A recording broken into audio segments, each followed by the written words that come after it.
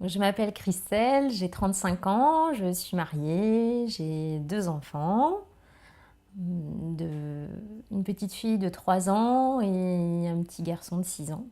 À l'âge de 32 ans, on m'a diagnostiqué un cancer du sein inflammatoire. Tout a commencé à la fin de mon premier allaitement, quand j'ai arrêté d'allaiter mon premier enfant. Mon sein a commencé à couler, j'avais un écoulement sanglant au niveau du sein droit. J'ai consulté ma gynécologue qui m'a dit que c'était pas grave, que ça passerait, que c'était dû à l'allaitement. Je passé une échographie, rien n'a été décelé, rien n'a été vu. Et cet écoulement sanglant a continué pendant 1 mois, 2 mois, 3 mois. Mais bon, je m'inquiétais pas, je m'inquiétais pas, je me posais des questions, mais vu que ma gynécologue m'avait dit de ne pas m'inquiéter, j'ai dit bon, ne t'inquiète pas.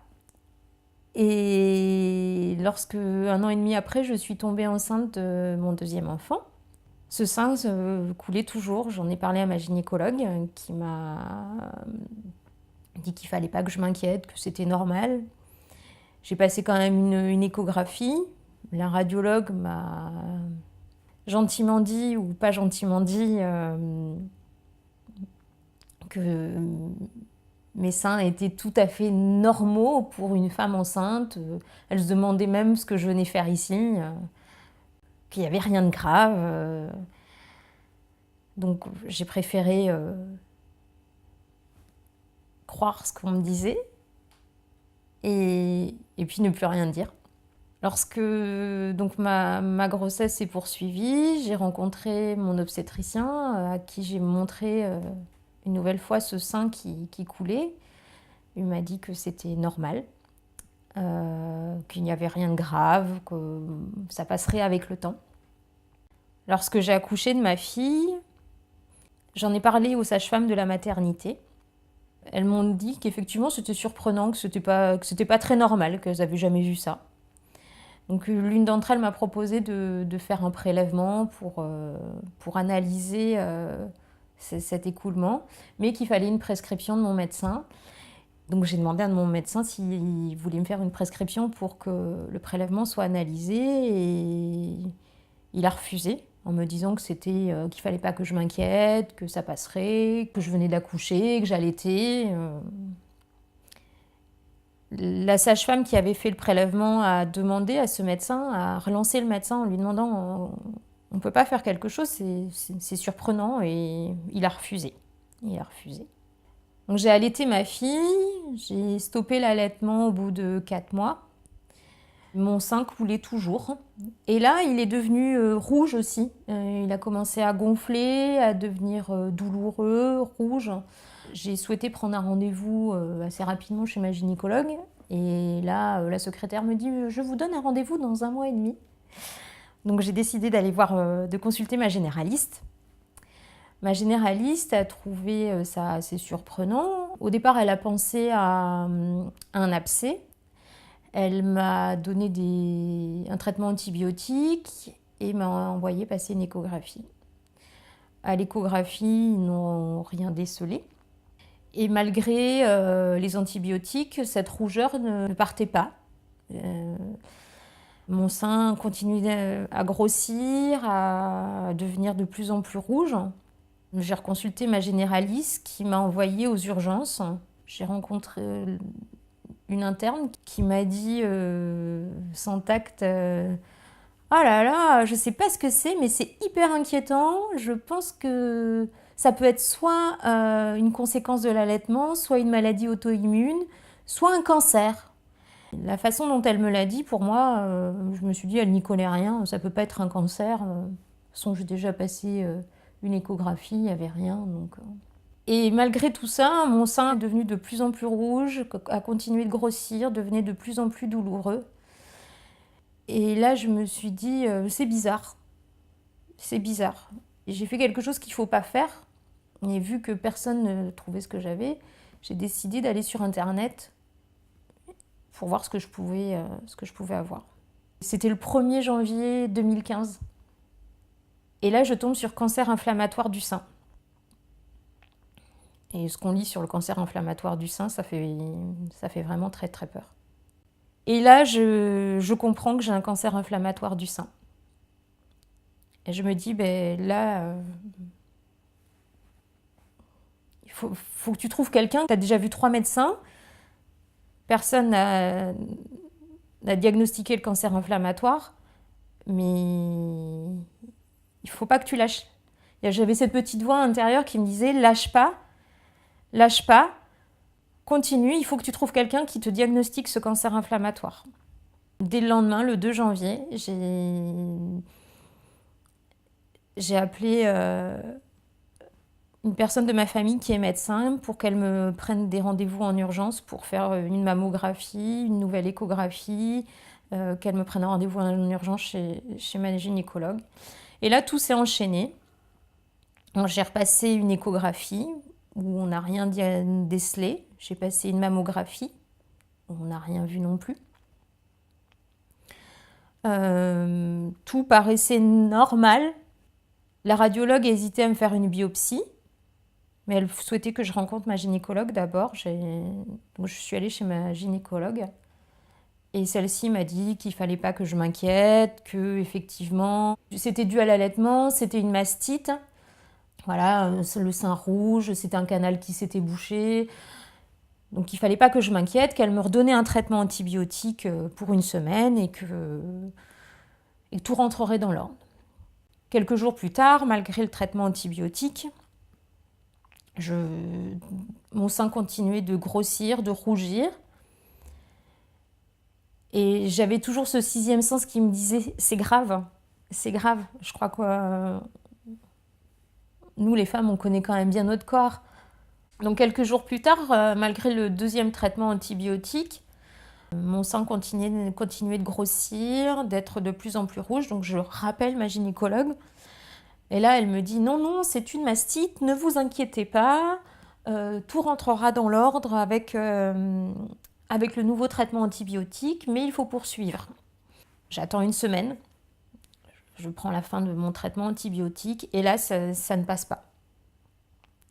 Je décide d'aller consulter encore un 6e médecin, mon obstétricien qui est également chirurgien du sein.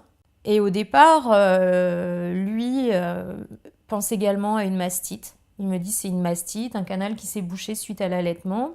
Il me propose de refaire une échographie dans 10 jours pour voir où ça en est.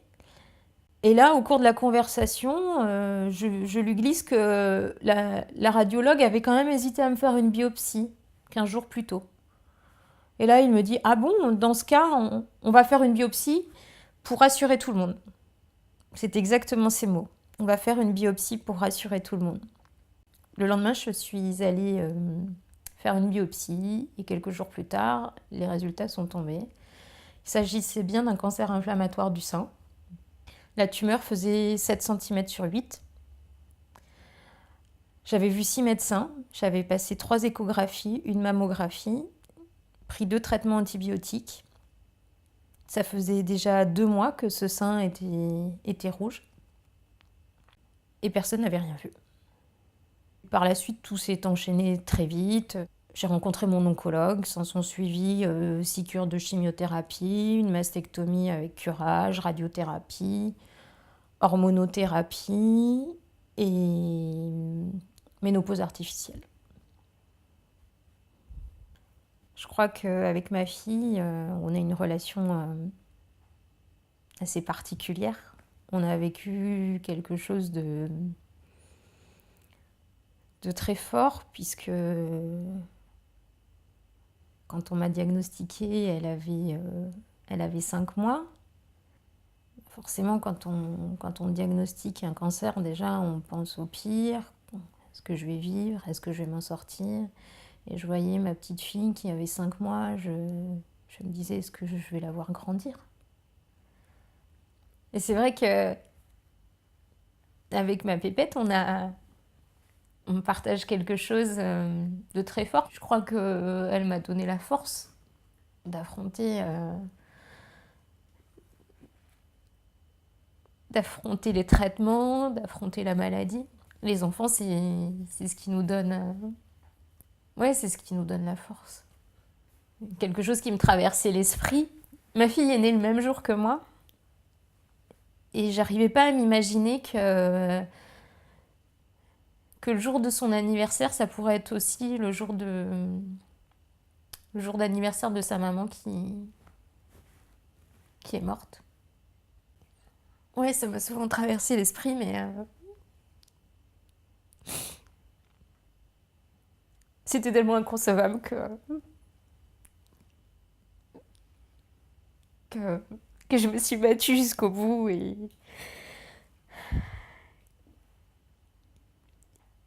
Et aujourd'hui, je suis en rémission.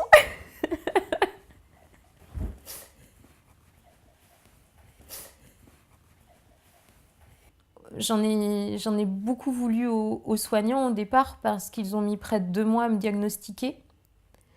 Alors effectivement, j'ai pas eu de chance, j'ai eu un cancer inflammatoire du sein, c'est un cancer qui est très rare.